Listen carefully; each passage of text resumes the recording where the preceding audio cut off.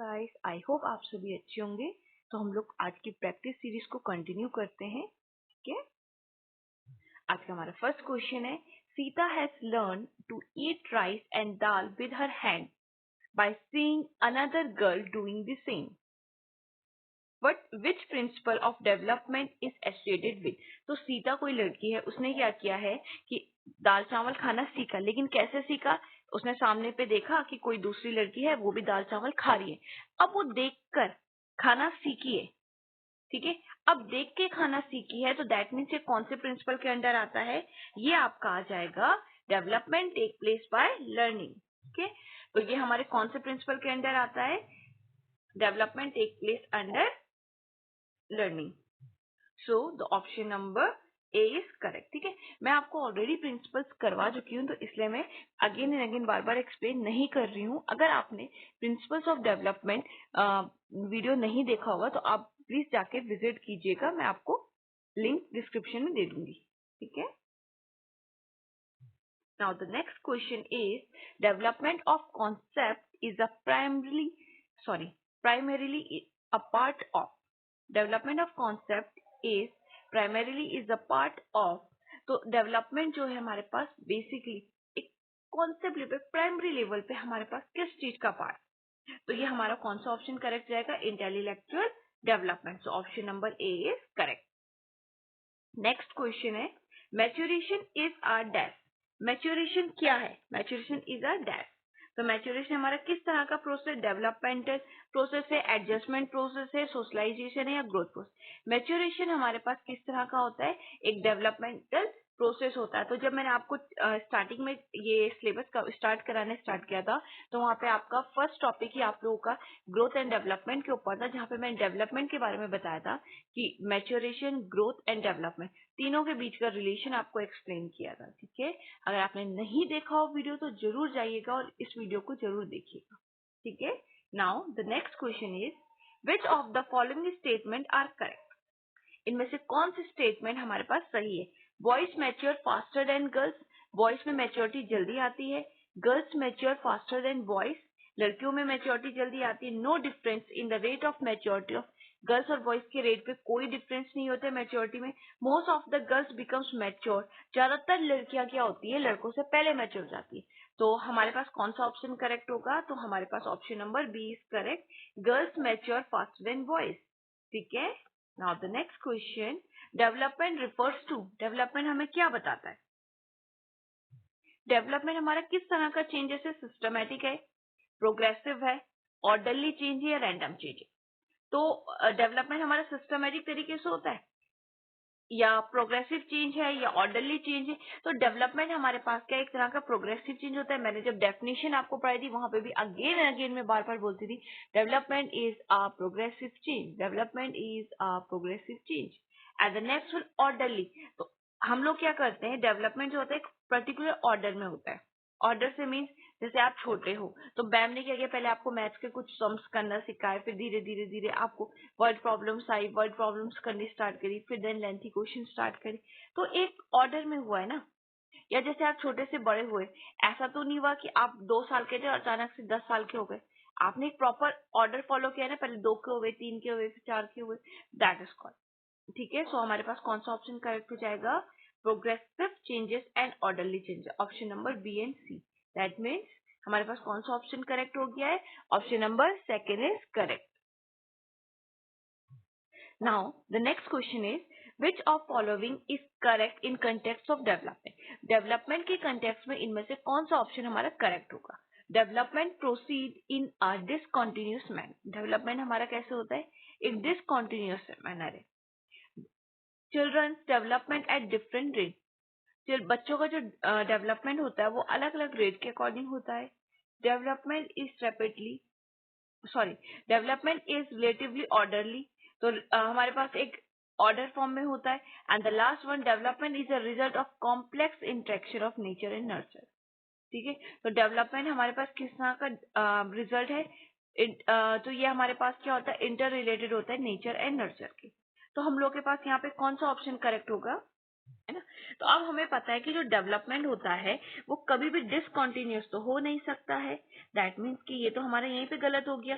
Children's development of बच्चों का जो डेवलपमेंट होता है वो अलग अलग रेट के अकॉर्डिंग होता है, सही ऑप्शन है। ऑर्डरली भी होता है और एक कॉम्प्लेक्स इंटरेक्शन होता है नेचर एंड नर्चर का। दैट मीन्स हमारे पास कौन सा ऑप्शन करेक्ट हो गया? Option number 4, BCD only. ठीक है। Now the next question is all domains all through the domains of different overlaps with each other in a certain aspect, yet which of the following domain of development especially attempts the study of progressive of feeling about self and other?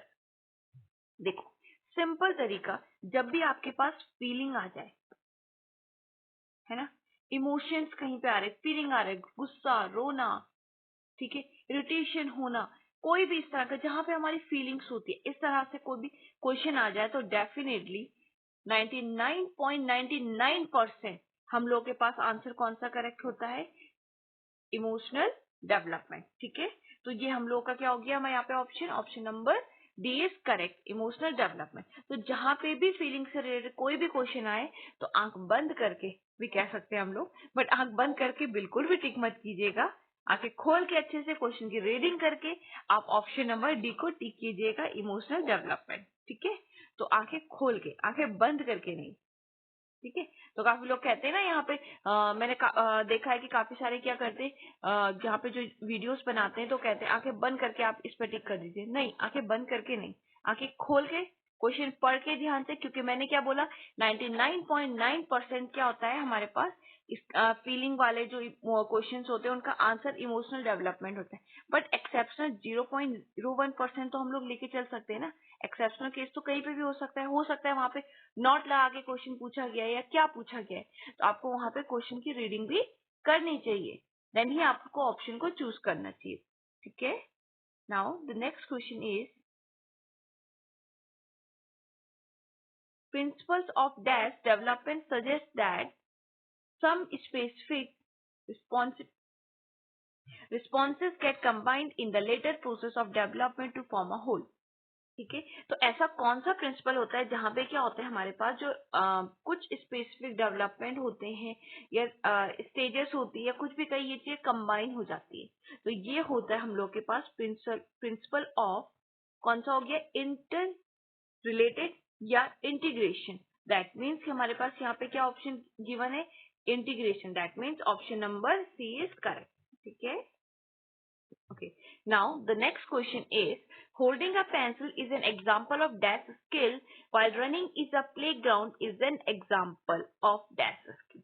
तो जब हम pencil को पकड़ते हैं तो ये कौन से टाइप का हमारे पास स्किल होगा, और जब हम भागते हैं तो ये कौन से टाइप का स्किल होगा।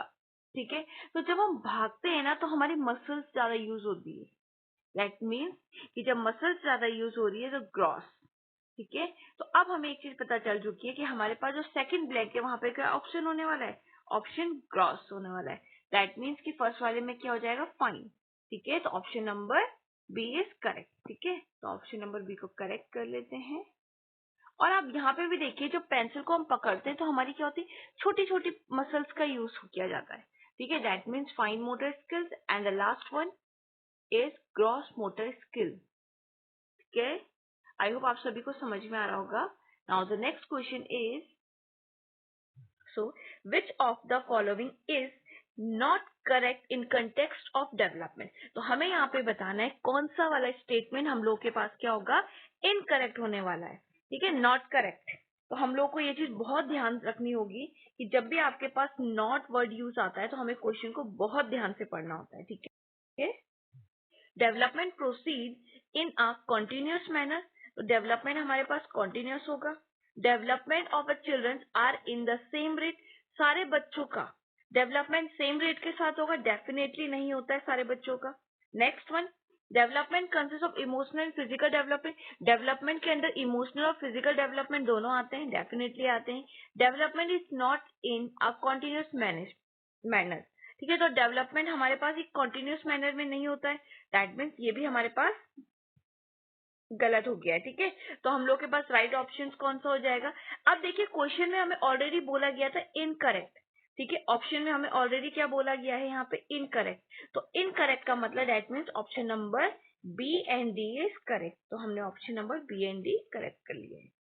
ठीक है, now the next question is, ठीक है, at that stage of children's activities primarily focus on use of large muscles for a gross motor as compared to fine motor skills।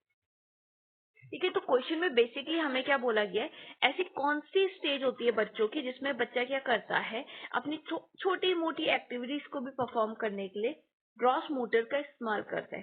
तो ग्रॉस मोटर का इस्तेमाल करने के लिए क्या करता है बच्चा, घूमता रहता है, इधर से उधर पड़ता रहता है। ठीक है, तो यहाँ पे हम लोगों के पास क्या बोला गया है कि लार्ज मसल्स यूज होती है। तो लार्ज मसल्स हम लोगों की यूज होती है कब, कौन से स्टेज में बच्चा ज्यादा लार्ज मसल्स का यूज करता है as compare fine motor skills.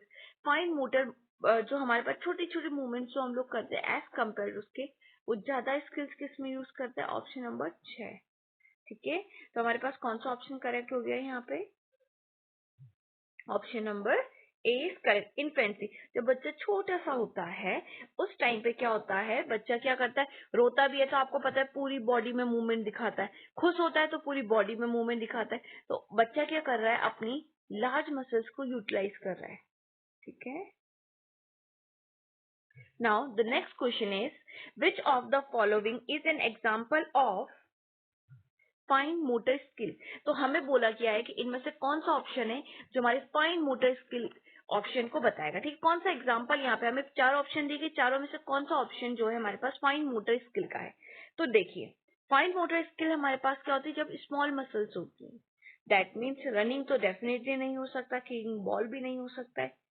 ठीक है, ग्रेस्पिंग भी नहीं हो सकता है, कि हो सकता है।